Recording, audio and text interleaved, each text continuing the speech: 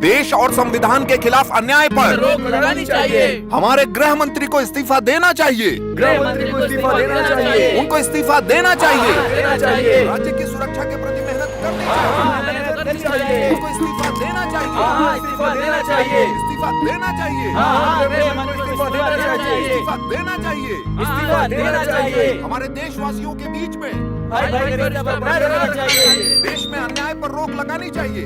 अन्याय पर रोक लगानी चाहिए। गृह मंत्री को इस्तीफा देना चाहिए। गृह मंत्री को इस्तीफा देना चाहिए। हमारे देश के संविधान के प्रति अन्याय पर रोक लगानी चाहिए। अन्याय पर रोक लगानी चाहिए। Have a nice day.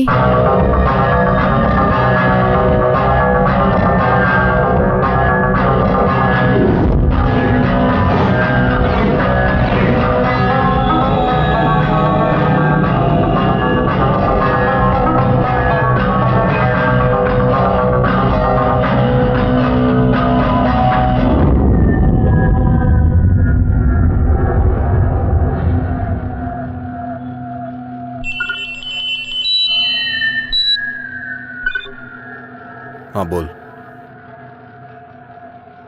ठीक है। हाँ हाँ।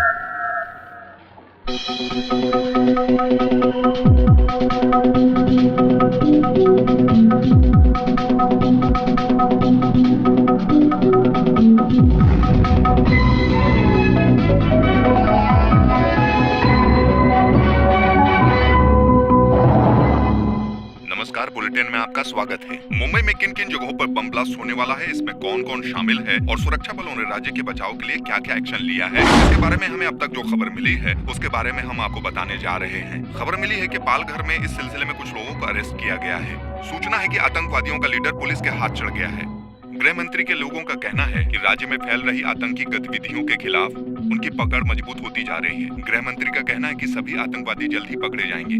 मंत्री जी का कहना है कि राज्य में अलग अलग जगहों पर बम ब्लास्ट करने वाले आतंकवादियों को पुलिस ढूंढने में जुटी हुई है। वहीं दूसरी ओर साइबर सेल का कहना है कि मुंबई में प्राइवेट सेंटर से ये मेल भेजा गया है और ये सच है या झूठ ये पता नहीं। कुछ दिनों से ऐसी गलत अफवाह फैलने की वजह से पुलिस प्रशासन और पब्लिक के बीच में डर पैदा हो गया है। हो सकता है ये दूसरा मेल भी अफवाह फैलाने के लिए भेजा गया हो। फिर भी दूसरे राज्यों में जो बम ब्लास्ट हुए हैं उनको मद्देनजर रखते हुए इस मेल के खिलाफ एक्शन लेना बहुत जरूरी है। कल्याण, ठाणे, भिवंडी इन जगहों पर बम विस्फोट होगा। इस तरीके के जो मेल मिले हैं उनको मद्देनजर रखते हुए इन जगहों की सुरक्षा टाइट कर दी गई है। पुलिस आयुक्त का कहना है कि कभी कभी स्टूडेंट भी इस तरीके की हरकतें करते हैं और इस तरीके के अफवाह से पुलिस का टाइम बर्बाद होता है, इसलिए कई बार ऐसे केसों को नजरअंदाज करना पड़ता है। लेकिन फिलहाल पुलिस डिपार्टमेंट का कहना है कि मुंबई में अलग अलग जगहों पर बम ब्लास्ट होगा, ऐसा जो मेल मिला है उसको लेकर हम चुपचाप नहीं बैठ सकते हैं। ऐसी परिस्थिति में गृह मंत्री ने सबको एकजुट होकर एक्शन लेने की बात कही है।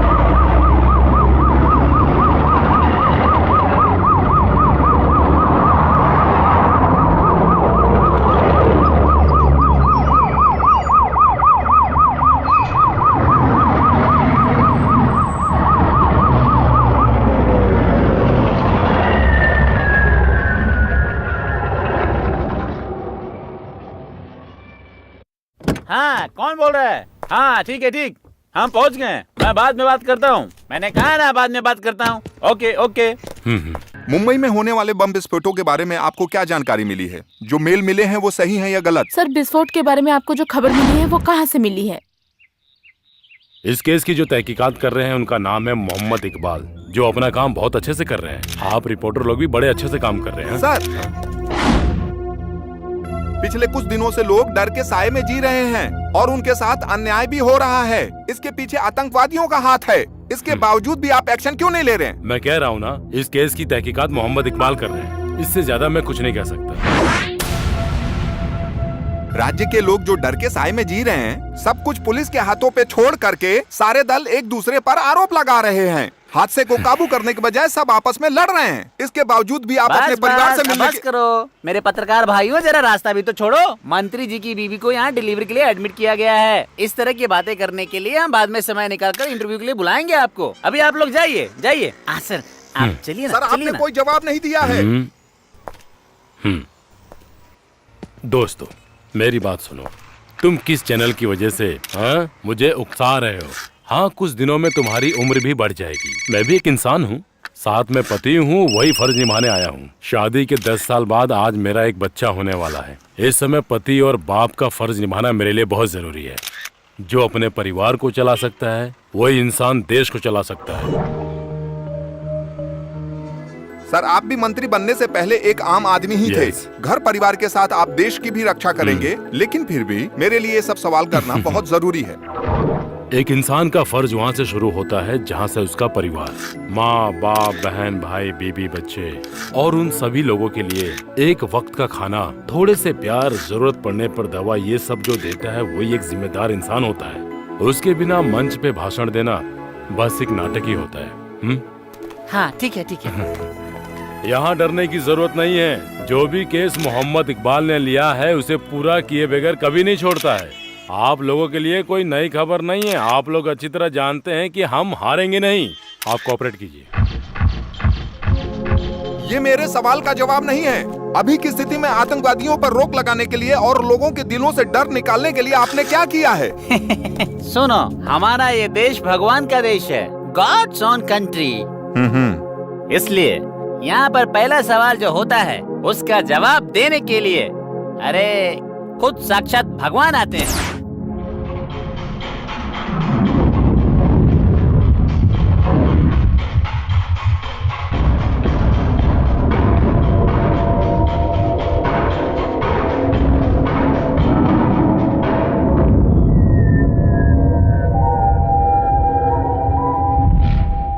आज की ताजा खबर। मुंबई में तीव्रता से बढ़ते हुए आतंक को रोकने के लिए इस केस को स्पेशल ऑफिसर मोहम्मद इकबाल को सौंपा गया है। गृह मंत्री अपनी बीबी की डिलीवरी के लिए अलाइड सुपर स्पेशलिटी हॉस्पिटल में अपने परिवार से मिलने गए हैं। उन्होंने मीडिया के सामने ये बात कही कि मोहम्मद इकबाल इस केस के नए ऑफिसर होंगे, जो हर हाल में इस केस को सॉल्व करके रहेंगे, ऐसा मंत्री जी का मानना है।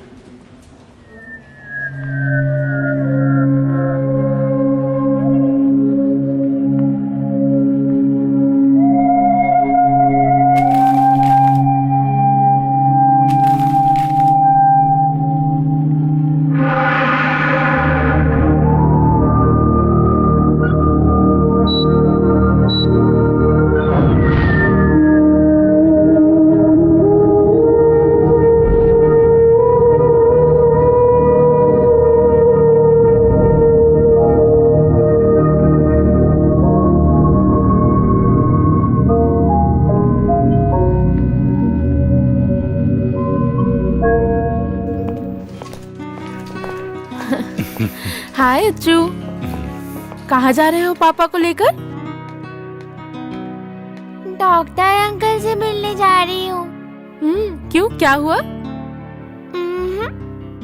बताओ ना अच्चू।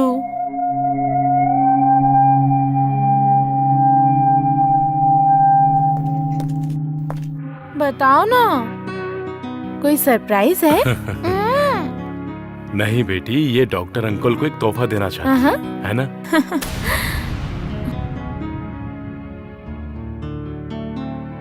हाँ, ये देखो ड्राइंग भी है। ये डॉक्टर अंकल के लिए है। जरा मुझे भी दिखाओ ना। सिर्फ ड्राइंग ही नहीं, गाना भी लिखा है। ऐसी बात है क्या?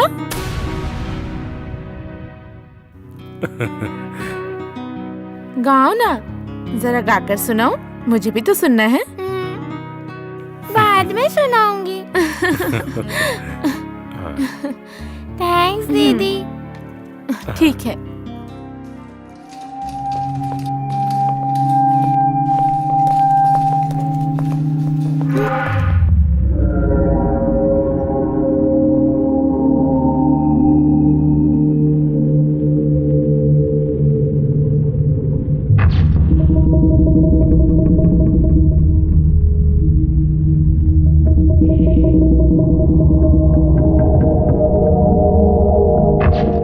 सॉरी।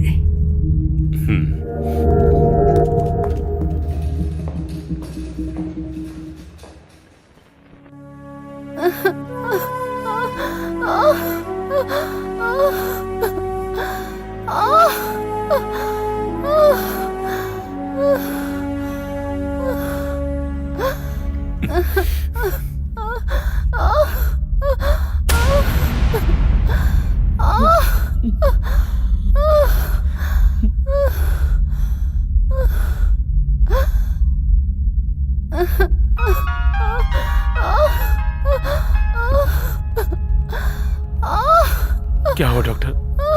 कुछ नहीं, दर्द कम करने के लिए स्ट्रिप दे रहा हूँ। सिस्टर जरा बाल गोपाल सर को बुलाओ ना। ठीक है सर।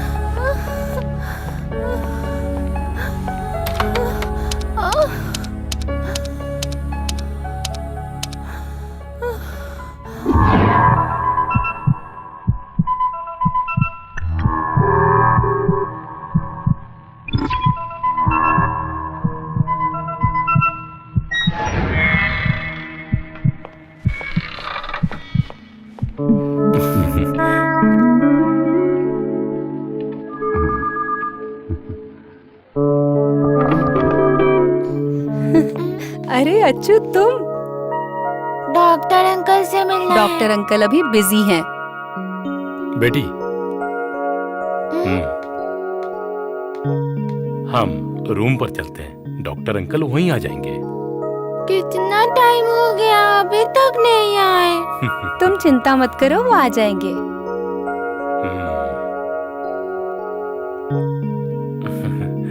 इसको डॉक्टर अंकल को एक तोहफा देना है, इसका सरप्राइज गिफ्ट है। लाओ मुझे दो, मैं दे दूंगी। नहीं। चलो बेटी, हम चलते हैं। चलो।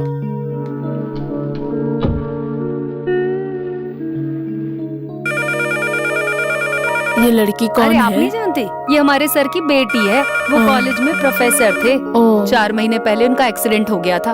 अपनी हाँ। फैमिली को खो चुके हैं। अच्छा। ये इनकी बेटी है, अच्छू। अच्छू। उस हादसे में बस ये 2 लोग ही बच पाए। साहब चल नहीं पाते हैं, पर उनकी बेटी एकदम ठीक ठाक है। अपने पिता को संभालना, खाना खिलाना, दवा पिलाना सब अच्छू ही करती है। बहुत ही प्यारी बच्ची है।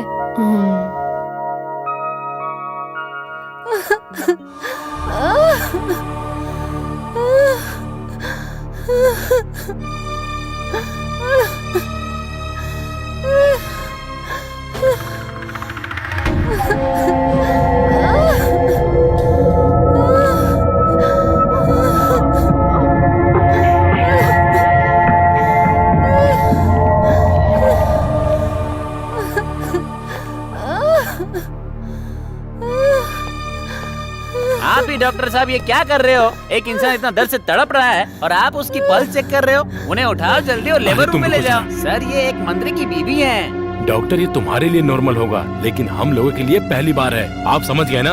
आप जरा डॉक्टर बाल गोपाल सर को बुलाइए ना। अरे किसी को तो बुलाने दो, इलाज तो शुरू करो। आप पहले बाल गोपाल जी को बुलाइए। हाँ, डॉक्टर बाल गोपाल को बुलाने में कोई फायदा नहीं। जब उनका काम खत्म हो जाएगा वो सामने से फोन करेंगे। आप लोग डरिए मत। हाँ, अरे काम खत्म हो जाएगा तब वो फोन करेंगे। डॉक्टर हैं या भगवान? आप एक बार कोशिश तो कीजिए।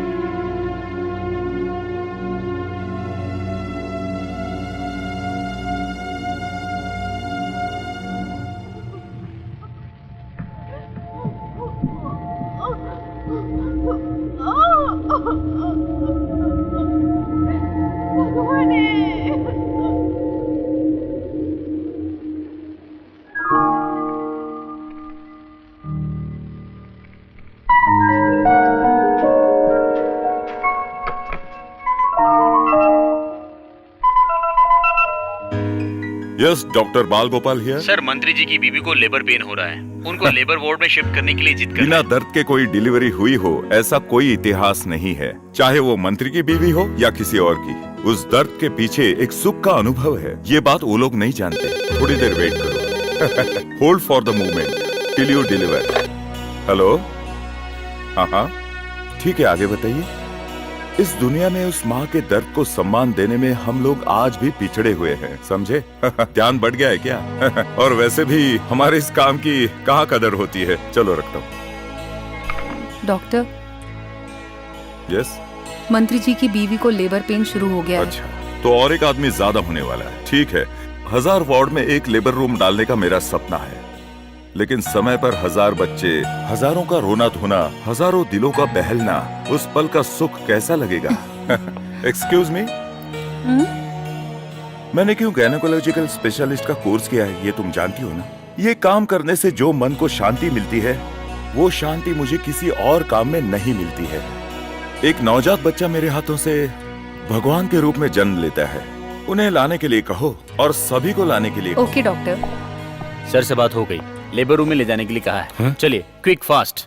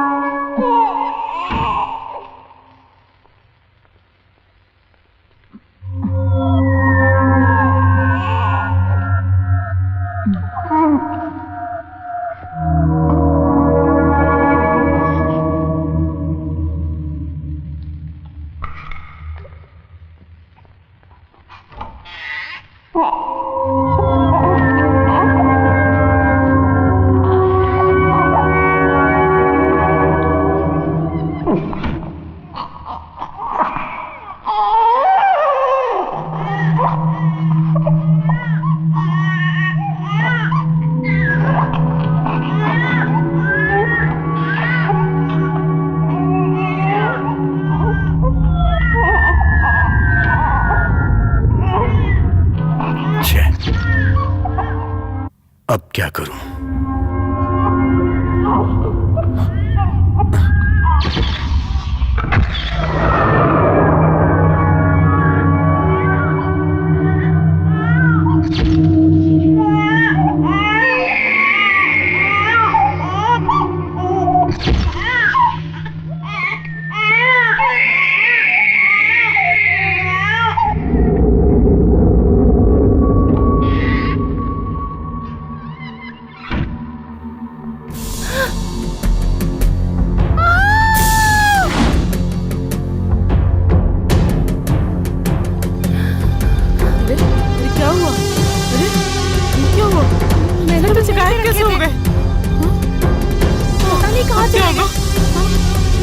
अभी तो यहीं पर थे। क्या हुआ? बच्चे गायब हो गए यहाँ से। डॉक्टर, क्या? डॉक्टर, बच्चे गायब हो गए। अभी तो यहीं पर थे सब। मैंने सब यहीं रखे थे। पता नहीं कहाँ चले गए अचानक से। डॉक्टर पता किसी नहीं को सब पता बच्चे नहीं कहाँ चलना चले चाहिए। गए। बाकी डॉक्टर्स को भी मत बताना।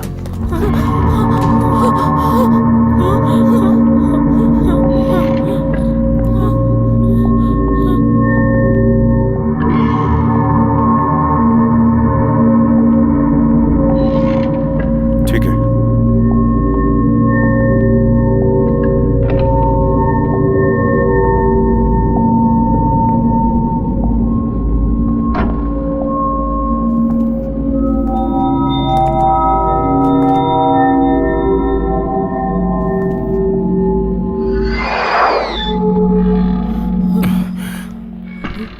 डरने की कोई बात नहीं है। अरे आप कहाँ जा रहे हैं? अंदर जो है वो राज्य मंत्री जी की बीवी है। अरे कहाँ जा रहे हो? मेरी तो कोई सुनता ही नहीं।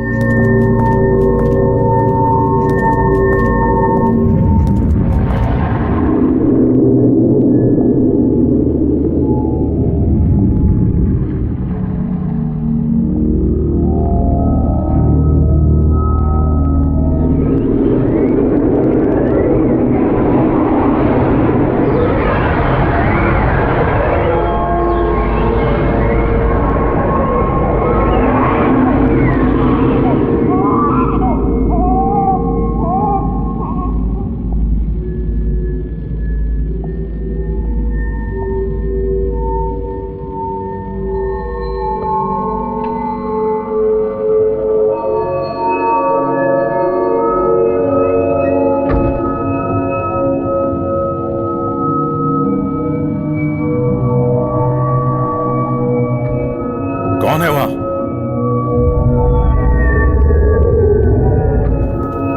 वेलकम डॉक्टर बाल गोपाल।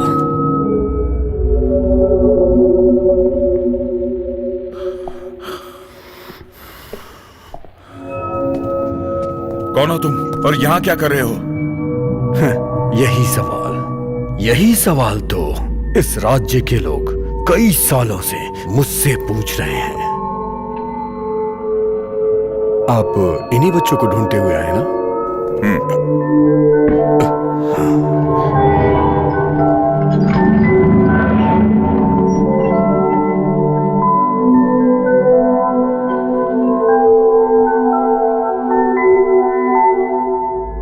तीन नवजात बच्चे।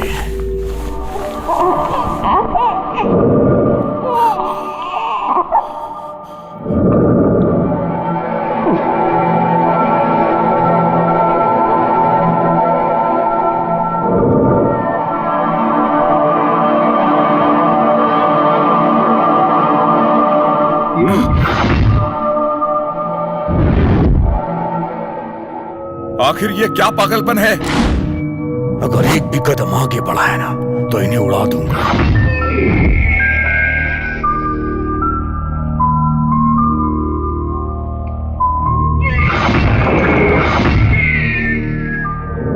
अरे इन बच्चों को पैदा हुए ठीक से 1 मिनट भी नहीं हुआ। अभी तक इन बच्चों ने अपनी माँ का दूध तक नहीं पिया है। आखिर तुम चाहते क्या हो? हाँ, ऐसे ही मुद्दे पे आ जाओ। मुझे इन तीनों में से एक चाहिए। बताओ इनमें से होम मिनिस्टर का कौन सा है? डॉक्टर मिनिस्टर का बच्चा कौन सा है? अगर आपने मुझे सच बता दिया तो मैं बाकी 2 बच्चों को छोड़ दूंगा, नहीं तो तीनों को उठा ले जाऊंगा।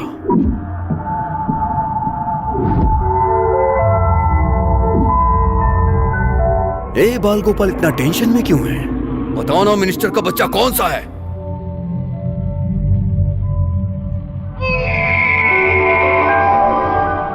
सुनो मिस्टर, इन बच्चों की तरफ देखो।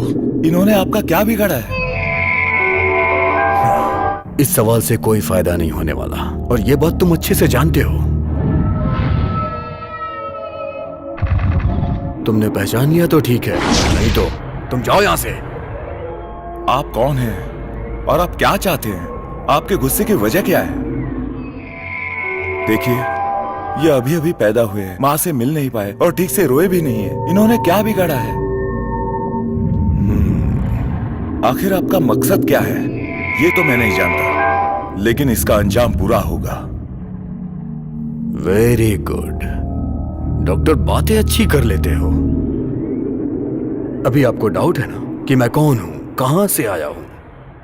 मैं सैफुद्दीन हूं, आजादी की लड़ाई लड़ने वाला एक योद्धा। और इसीलिए होम मिनिस्टर के बेटे को यहां से उठा के ले जाऊंगा और अपना मकसद पूरा करूंगा।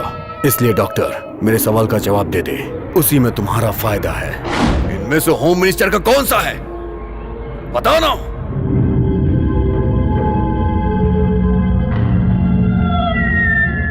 ठीक है, बताता हूं, लेकिन पहले चेक करने दो। ओके, तुम एक अच्छे इंसान हो, मैं जानता हूं, इसलिए तुम पे भरोसा कर रहा हूं। पहले बच्चों के हाथों से टैग्स निकालने होंगे, नहीं तो और परेशानी होगी। अगर जरा भी शक हुआ इसे तो तीनों बच्चों की जान खतरे में पड़ जाएगी। लेकिन इस समय भगवान का आशीर्वाद मिला और वो फोन पर बात करने में जुट गया। सही वक्त पर मैंने उन तीनों बच्चों के हाथों से टैग्स फाड़कर फेंक दिए।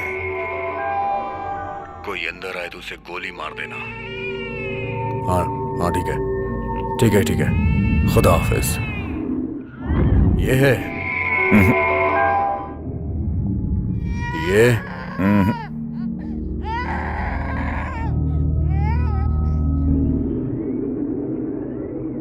या फिर ये?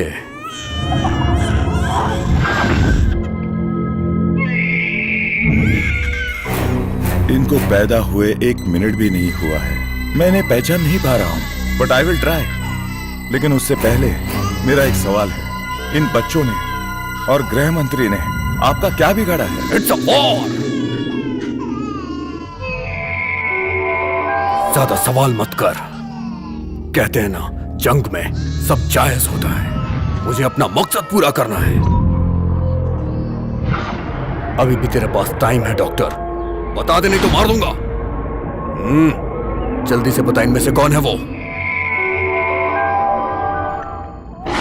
बच्चा मुझे हर हाल में चाहिए, बाल गोपाल। इस मकसद को पूरा करने का हुक्म मुझे ऊपर वाले ने दिया है।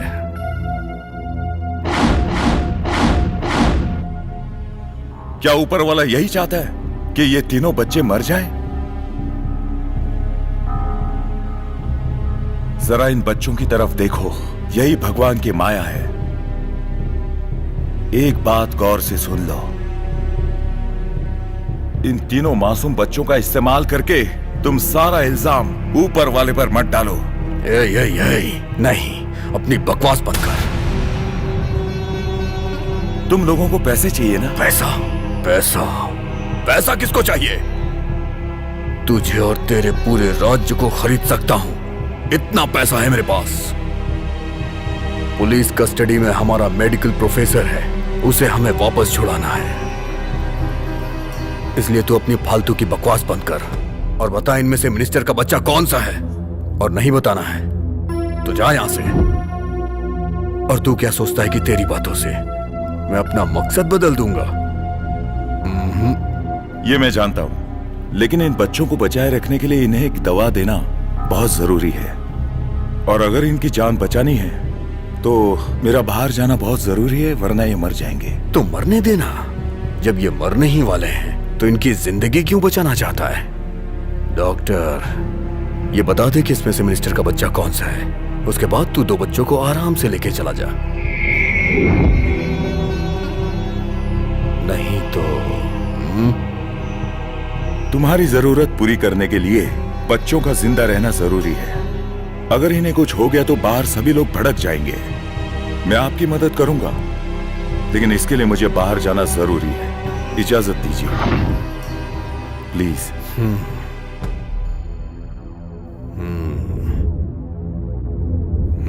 तू जा सकता है, लेकिन अगर तूने बाहर जाके पुलिस को बताने की कोशिश की ना तो मुश्किल में पड़ जाएगा। और इस हॉस्पिटल में कई सारे लोग हैं जो सब तबाह कर देंगे। इसलिए होशियारी मत करना।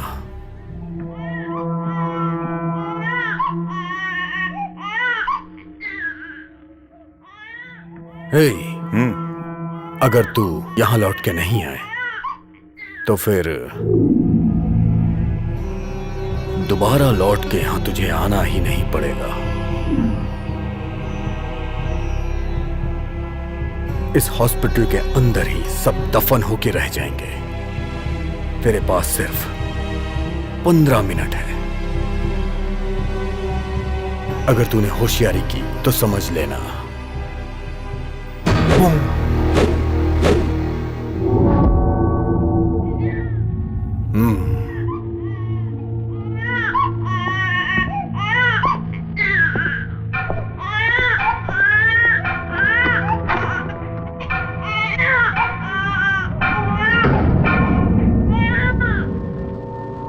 सिर्फ 15 मिनट का वक्त है। अगर इन 15 मिनट के अंदर कुछ नहीं कर पाया तो सिर्फ उन 3 बच्चों की जान ही नहीं बल्कि पूरा अस्पताल खतरे में पड़ जाएगा और यहाँ के लोगों को पता चल जाएगा तो हंगामा हो जाएगा। किसी को बताए बिना और कोई दुर्घटना घटे बिना मैं कैसे और किस तरह सबको बचाऊंगा।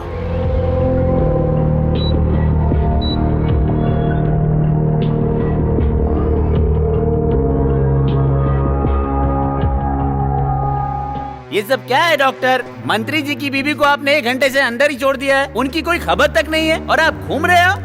अरे डॉक्टर साहब कुछ तो जवाब दीजिए। इस अस्पताल में मुझसे मिलने कई लोग आते हैं, सभी से मिलता फिरूं क्या? ये क्या हो रहा है? कोई ठीक से जवाब नहीं दे रहा, सब अपने अपने काम में बिजी हैं।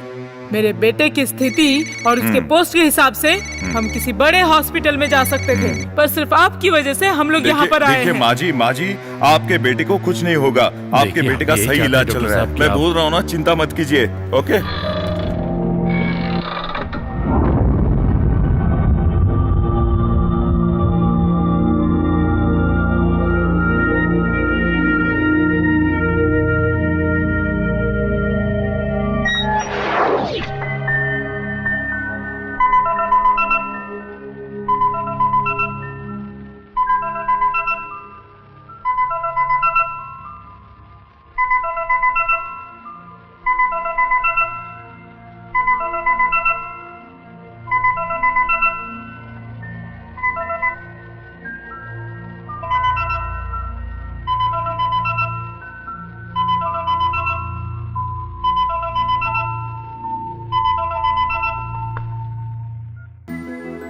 हेलो। वैसे आज कौन सा दिन है याद है ना आपको? आप काम में बिजी होंगे इसलिए मैंने सोचा मैं ही आपको याद दिला देती हूँ। क्या बात है, कुछ कह नहीं रहे? आज 6 दिसंबर है। आज हमारी शादी की सालगिरह है। आज शाम को आते वक्त कुछ सामान लाना है, जल्दी आइएगा। मैं इंतजार करूंगी।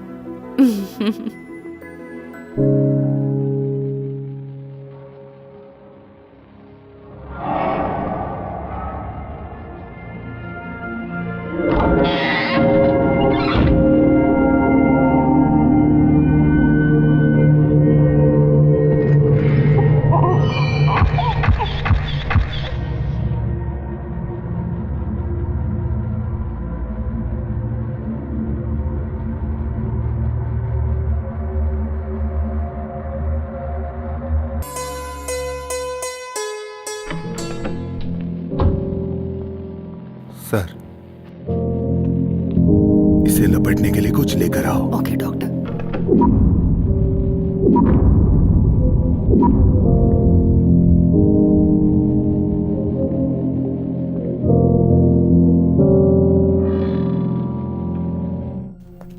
अब क्या हुआ डॉक्टर? आधा घंटा रुकिए, मैं अभी आता हूँ। डॉक्टर आप कहाँ जा रहे हैं? मुझे राउंड्स पर जाना है, बहुत सारे पेशेंट्स यहाँ हैं। का काम निपटाने के बाद ही बाहर जा सकते हो। बेवजह परेशानी मत बढ़ाओ, समझ गए ना ये आप? एक अस्पताल है, पेशेंस रखना पड़ता है। सिर्फ मंत्री की बीवी नहीं, और भी कई पेशेंट्स हैं और मेरी नजर में सभी एक बराबर है। मुझे जाना ही होगा। अगर आपको तकलीफ हो रही है तो हम लोग शिफ्ट हो जाते हैं। हम लोग जाने को तैयार हैं। आप लोग बहुत बिजी होंगे, आपको एक्सपीरियंस भी बहुत होगा, लेकिन हम लोग वैसे बिल्कुल भी नहीं है। पहले तो आप अंदर जाइए या फिर हमें शिफ्ट होने की अरे सर, अनुमति अब बात दीजिए। तो इससे आगे सुनिए। कुछ मत बात बोलिए। देखिए, जाइए आप। मैं- जाइए सुनिए, जाइए जाइए।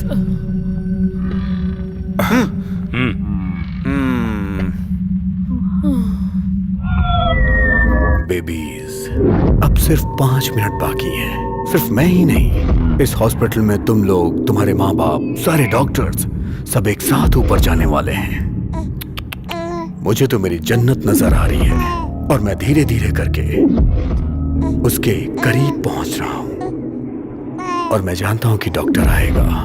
He is coming, he is coming, he is coming.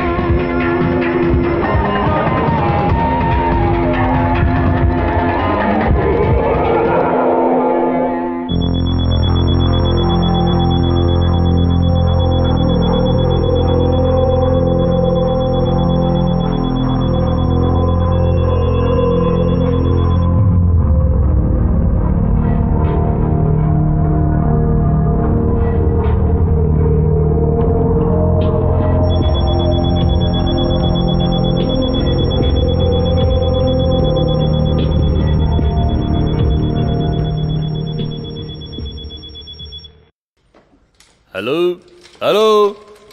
अरे फोन भी नहीं लग रहा है। हाँ सिस्टर, क्या हुआ, क्या बात है? इलाज हो रहा है, डॉक्टर अभी अंदर है। हाँ है ना अंदर।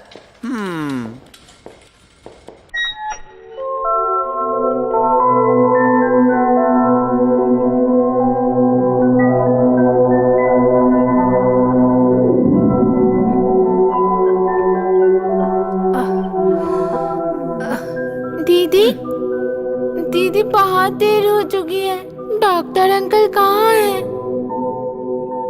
डॉक्टर अंकल अभी बिजी हैं। अच्छू को क्या चाहिए? पर डॉक्टर अंकल कहाँ गए हैं? डॉक्टर अंकल बहुत बिजी हैं। जैसे ही फ्री होंगे उसके बाद अच्छू से मिलने आ जाएंगे। सुबह से डॉक्टर को ढूंढने में लगी है। डॉक्टर से मिलके उन्हें एक तोहफा देना चाहती है, एक गाना भी सुनाना चाहती है। अब ये बेचारी क्या करे, हर जगह ढूंढते हुए आ रही है।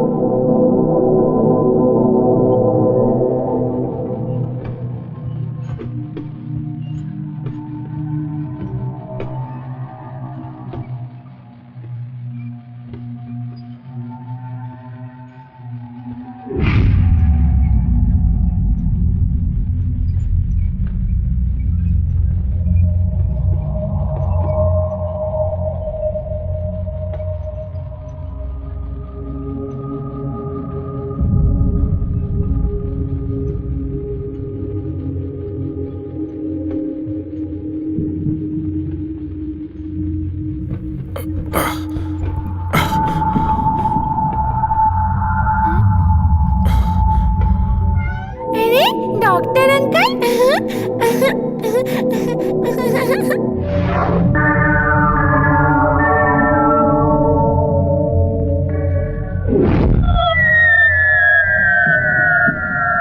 Very good doctor, you were just for a time. बस 1.5 ही मिनट बाकी था।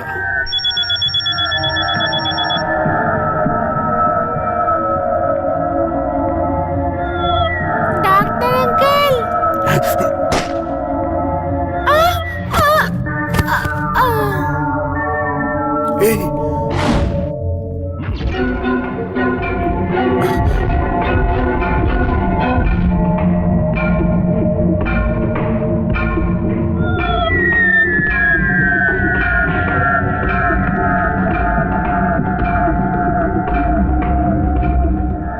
डॉक्टर,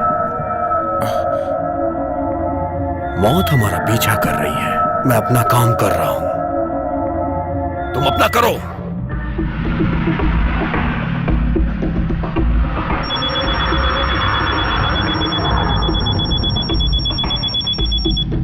मैंने कहा था ना, उसे डिफ्यूज करो।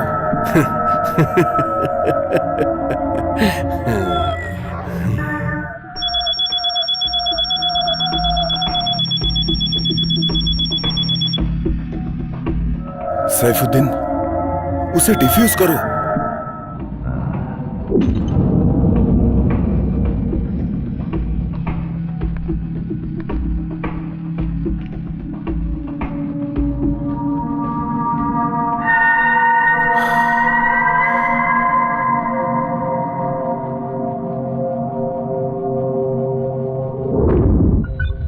हाँ, सब ठीक है।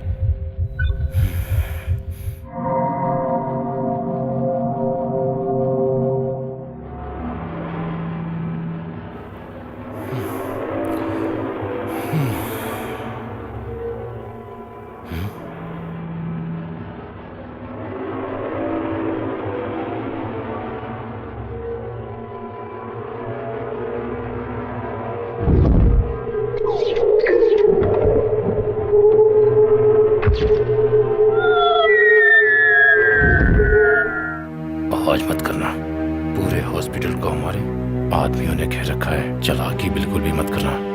मेरे पास जो बॉम्ब है, उस गट्टी का दबाने से पूरे हॉस्पिटल में तबाही मच जाएगी। अगर तू हॉस्पिटल को बचाना चाहता है ना, तो तुझे मेरी बात माननी पड़ेगी। चल खड़ा हो जा।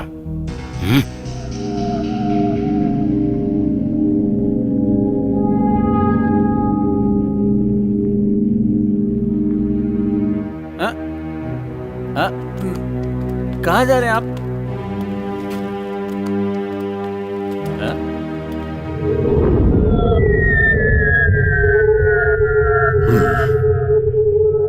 वैसे इस खाने में कौन सा जहर मिलाया है तूने?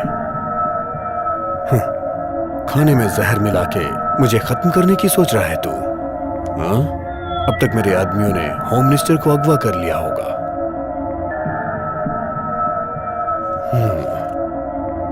मैं तुम्हारी तरह नहीं हूं जो खाने में जहर मिलाऊं। मेरा काम जान लेना नहीं, जान बचाना है, और ये मेरा फर्ज है।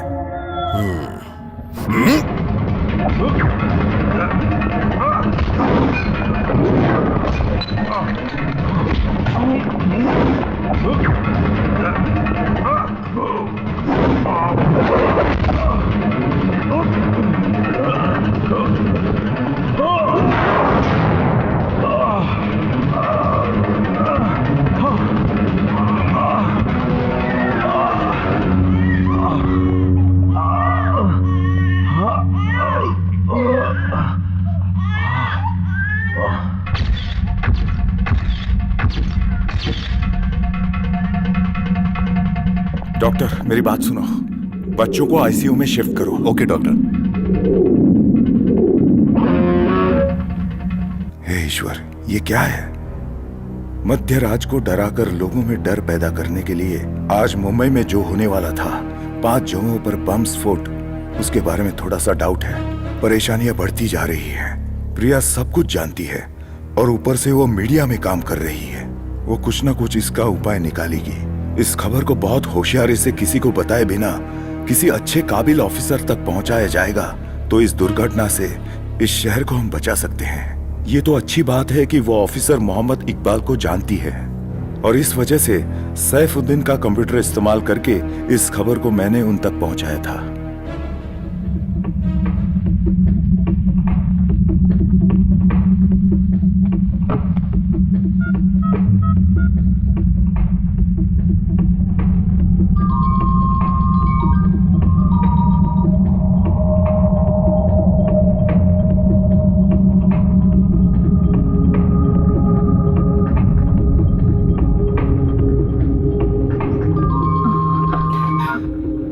Hello,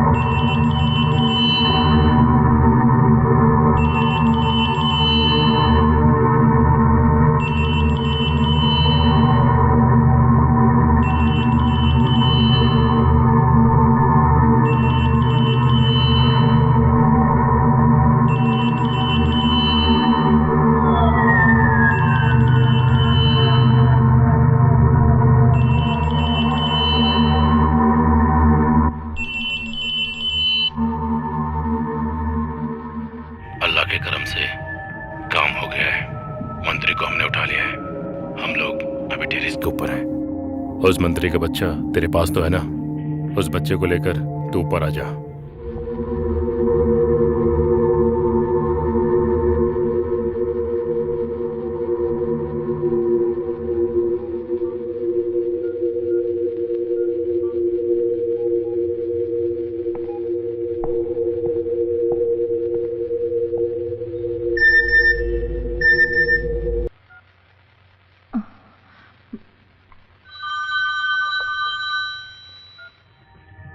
yes Mohammed Iqbal. Sir, this is Priya Balgopal speaking. Sir, I've sent an email. Please check. It's very urgent.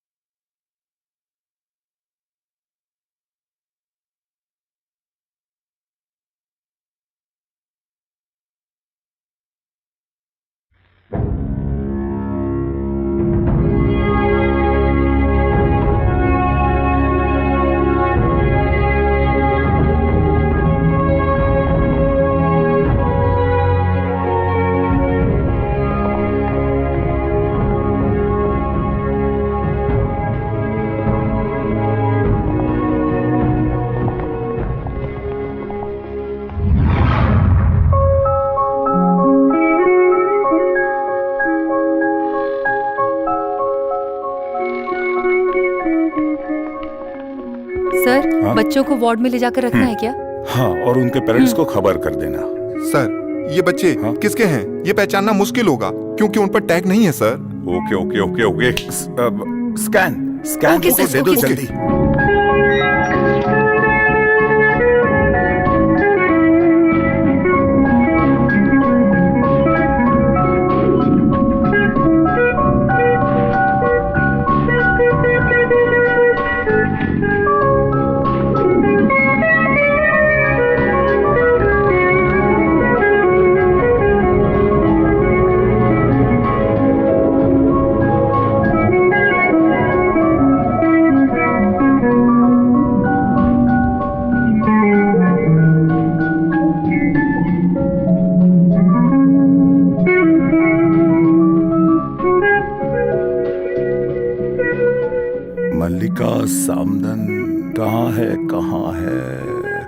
Okay, next reports.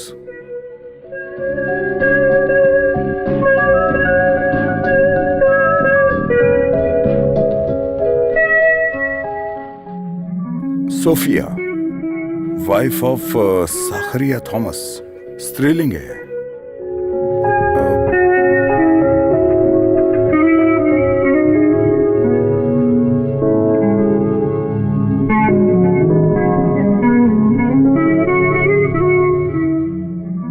S7 नक्यूस।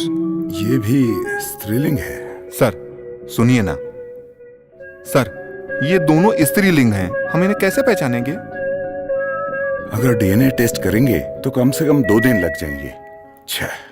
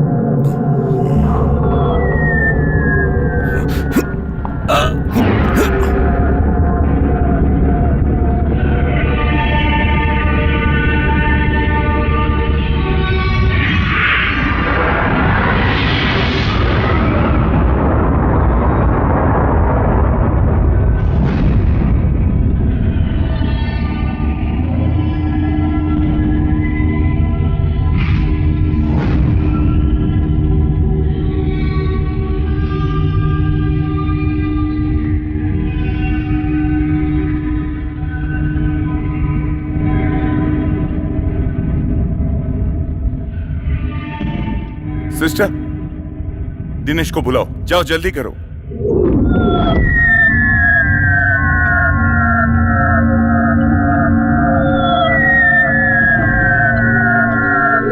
कल शाम को आते वक्त क्या क्या हुआ मैं बताऊं तुमको? कुछ नहीं, कुछ भी नहीं हुआ, मैं तो ऐसे ही मजाक कर रहा था। मेरे मोबाइल की रेंज ना भी मिले तो भी बात कर लेता हूँ मैं। दिनेश जी, डॉक्टर बाल गोपाल बुला रहे हैं। अच्छा, आता हूँ जाने मन। सर, तुम अपना फोन निकाल कर दो। वो कहा ना फोन दो। लीजिए सर।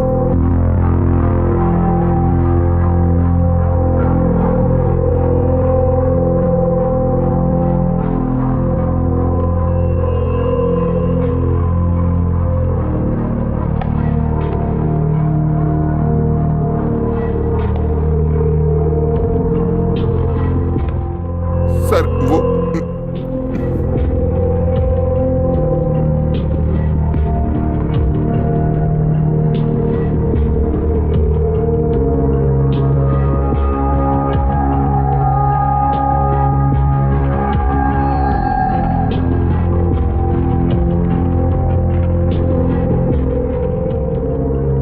Get out.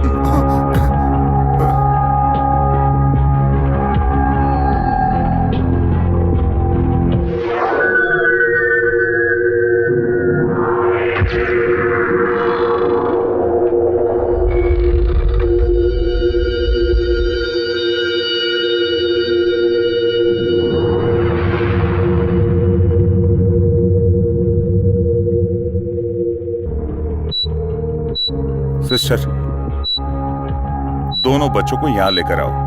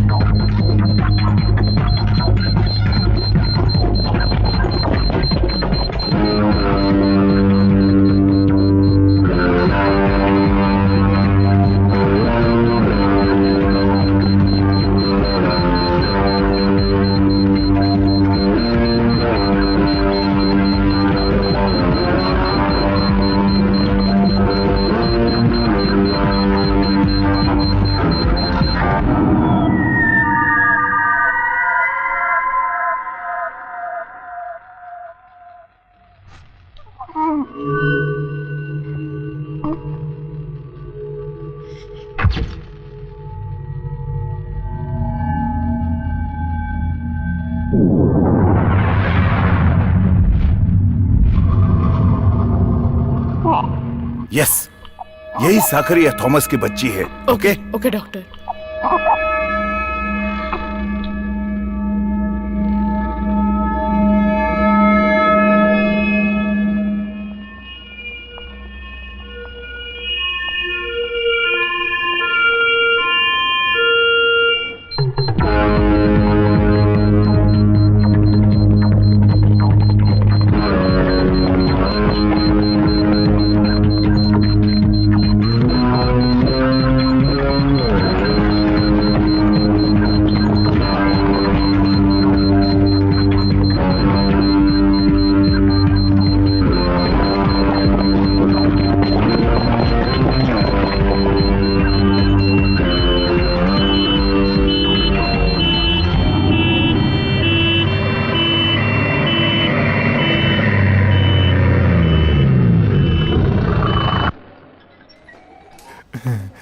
उस तरह।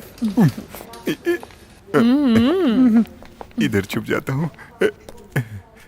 मंत्री जी की बीबी का डिलीवरी केस सॉल्व नहीं हो रहा है तो क्या हुआ? अरे अरे अरे अरे अरे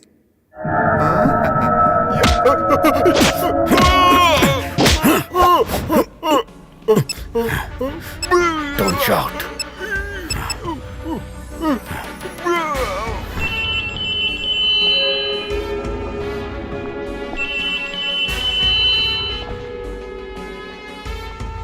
बोल गोपाल, ये मत सोच कि तू जीत गया। तेरे इस कारनामे की वजह से तुझे कुछ पल में अंजाम भुगतना पड़ेगा और कुछ ही पलों के बाद इस अस्पताल को हम लोग बम से उड़ा देंगे। यही तेरी सजा है। इस अस्पताल में हमने टाइम बॉम्ब रखा है और वो किसी भी समय फट सकता है। तूने क्या सोचा डॉक्टर? तू मुझे धोखा दे देगा। अब तेरी ही वजह से यहाँ सारे लोग मारे जाएंगे और ये एक वॉर है और ये वॉर इतिहास रचेगा और इन सब की वजह तू है डॉक्टर, सिर्फ तू। अब मैं देखता हूँ डॉक्टर, तू इस हॉस्पिटल को कैसे बचाएगा तबाह होने से।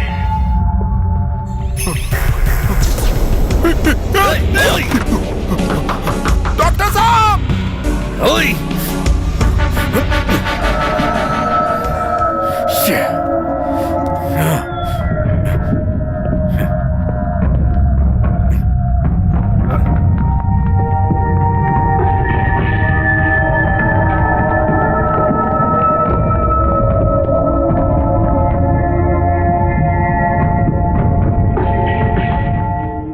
जो इंसान अपनी खुद की मौत चाहता है उसे हम बचा नहीं सकते।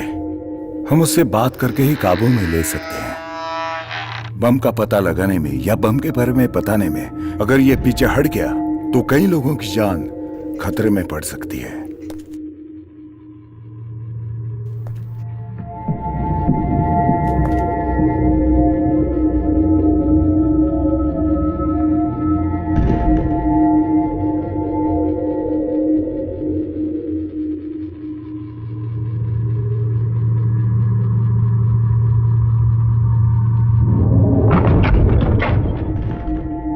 वो यहाँ नहीं है। इस खिड़की की तरफ से वो शायद भाग चुका है।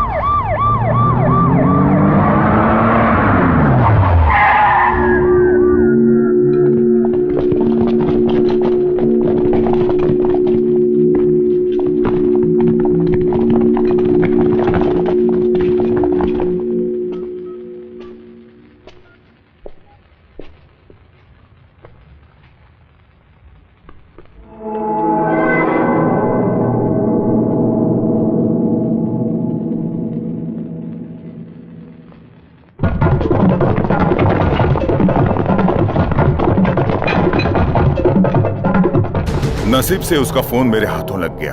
अगर उसके हाथों में होता तो अब तक कोई दुर्घटना हो सकती थी। चलो अच्छा हुआ, शायद उसी का नंबर है। इसी फोन के जरिए उन आतंकवादियों के साथ इसका कम्युनिकेशन हो सकता था। मंत्री के बच्चे को लेकर सैफुद्दीन ऊपर आने वाला है, ऐसा मैसेज आया है।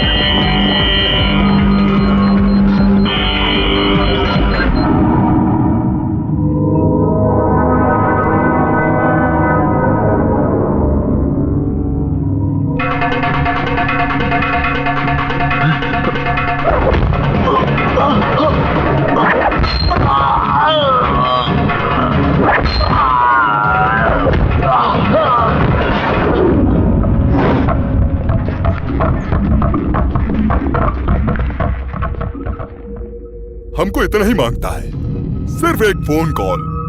तुम फोन करके पुलिस वालों को समझाओगे तो वो हमारे सारे साथियों को लेकर वापस आ जाएंगे, हैं?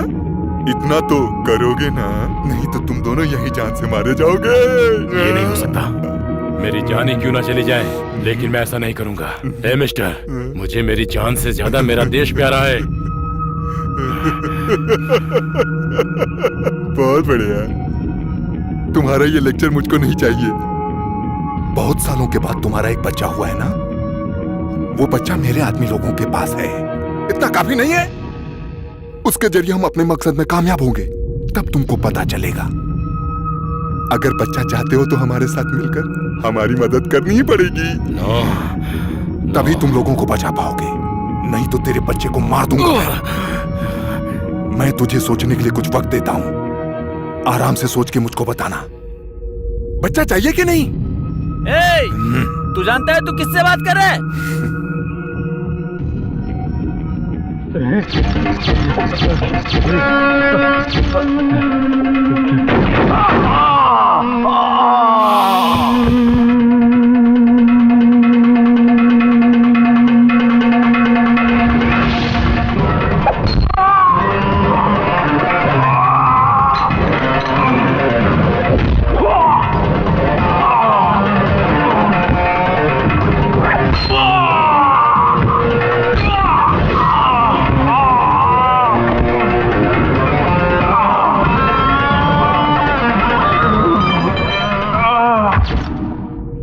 गोपाल, ये मत सोच कि तू जीत गया।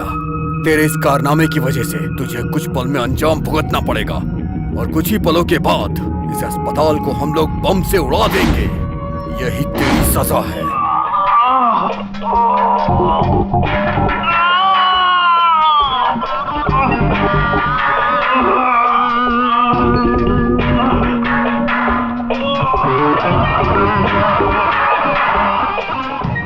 बाल गोपाल,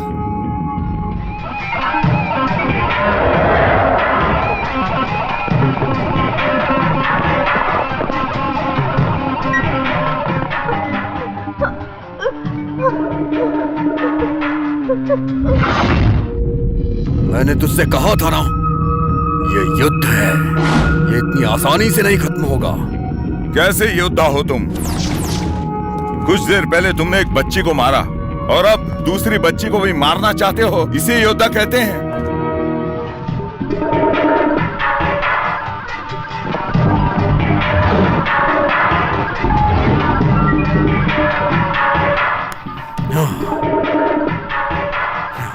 मैं एक योद्धा हूं, आजा।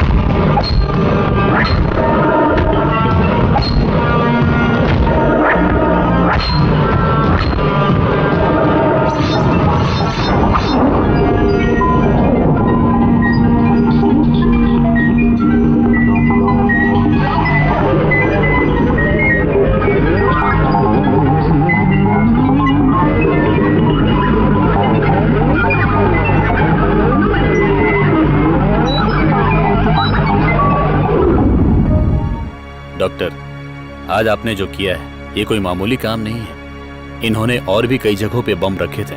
जो प्लान इन्होंने बनाया था उसे आपने डिफ्यूज कर दिया और यहाँ के लोगों की जान बच गई। इसकी वजह आप ही हैं। आज आपने जो किया उसे मैं कभी नहीं भूल सकता। अरे छोड़ो, मैंने क्या किया? ये तो उसकी इच्छा थी। मैंने पुतले की तरह अभिनय किया। अगर मैं अभिनय नहीं करता तो कोई और कर लेता। लोग सही कहते हैं कि डॉक्टर के अंदर भगवान का रूप होता है। आज सिर्फ मैं और यहाँ के लोग ही नहीं, मेरे बच्चे, मेरे देश के लोग, सभी लोग बच गए। सच में आप बहुत महान हैं। आप सिर्फ एक इंसान ही नहीं, एक अवतार हैं। आपको हम सब कभी नहीं भुला पाएंगे। हम सभी आपका ये कर्ज जीवन अरे भर छोड़ो नहीं ये उतार सब। पाएंगे। जहाँ जहाँ अधर्म पैदा होता है वहाँ वहाँ पर भगवान अवतार लेते ही हैं। मैं तो एक आम इंसान हूँ। डॉक्टर, आप बहुत महान हो।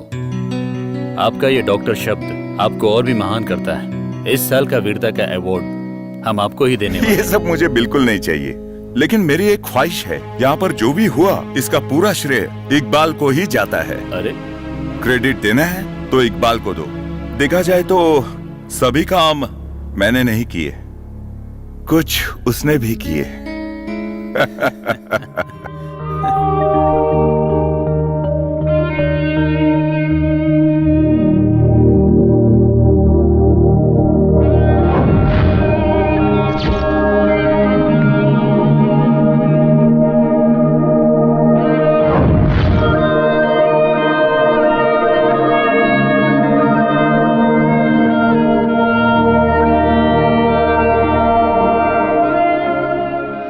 इस पवित्र धरती पर अत्याचार बढ़ाने के लिए और दूसरों की जिंदगी तबाह करने के लिए कुछ लोग तुले हुए हैं। हजार नहीं, इस तरह के लाखों लोग इस काम में जुटे हुए हैं। हिंदू, मुस्लिम, सिख, ईसाई सभी को समाज में एकजुट होकर रहना चाहिए। हमारे भाईचारे के इस रिश्ते को हमें हमेशा समाज में बनाए रखना चाहिए। आजकल के नौजवानों के दिल में जहर भरकर उन्हें मजहब के नाम पर काफिर बनाया जा रहा है। ऐसा आगे नहीं होना चाहिए। मुस्लिम समाज को मद्देनजर रखते हुए कई लोग हमारे बीच में मुसलमान भाई बहन जैसे रिश्ते को तकलीफ में डाल रहे हैं। इन लोगों की कोशिशों को हमें सामने आकर रोकना होगा। जैसे हथियार और आतंक को रोकने का अधिकार सिर्फ पुलिस और मिलिट्री को है, ऐसा सोचना छोड़कर हम आम लोगों को ये जिम्मेदारी लेनी चाहिए और यही हम नागरिकों का कर्तव्य है। और उसी पल हमारे हाथ भी भगवान की तरह मजबूत हो जाएंगे। लाचार और बेबस लोगों की मदद करने से हमारा भी अवतार भगवान जैसा हो जाएगा। हम एक दूसरे में प्यार मोहब्बत बांटकर उनकी मदद करके उनके जीवन को खुशहाल बना सकते हैं। और ऐसा करके आप उनके लिए इस फिल्म को दूसरे फिल्मों के मुकाबले खड़ा करने के लिए जिन लोगों ने मेरा साथ दिया है, मैं उनका धन्यवाद करता हूं। कई दिनों और कई महीनों की मेहनत लगती है एक फिल्म को बनाने के लिए। ऐसा मैंने अपनी आंखों से देखा है, लेकिन ये फिल्म सबसे अलग है। सिर्फ इन 7 कैमरों की मदद से केवल 19 घंटों के भीतर ही हमने इस फिल्म को पूरा किया है। ऐसा इसलिए हुआ कि लोगों ने मेरा बहुत साथ दिया है। 7 कैमरों के द्वारा फिल्म बनाने की ये टेक्निक इंडिया में पहली बार सक्सेस हुई। इसमें दिन रात बिना आराम किए जिन्होंने योगदान दिया, मैं अपने लोबना सर को और हमारे मेगा स्टार श्री मोहनलाल जी को अपनी टीम की ओर से और मेरी ओर से बहुत बहुत धन्यवाद व्यक्त करता हूँ। इस फिल्म के प्रोड्यूसर हमारे किया चंद्र सर को भी दिल की गहराई से धन्यवाद देता हूँ। और मैं ये मैसेज सभी देशवासियों को देना चाहता हूँ कि हमें आतंकवाद का मुकाबला निष्ठा के साथ मिलकर करना होगा। आज मैं अपनी इस फिल्म के माध्यम से आप सभी देशवासियों को यही समझाना चाहता हूँ कि आतंकवादियों का कोई धर्म नहीं होता और ना ही कोई मजहब होता है। आतंकवादी हमलों में शिकार हुए लोगों को मैं अपनी ये फिल्म समर्पित करता हूँ।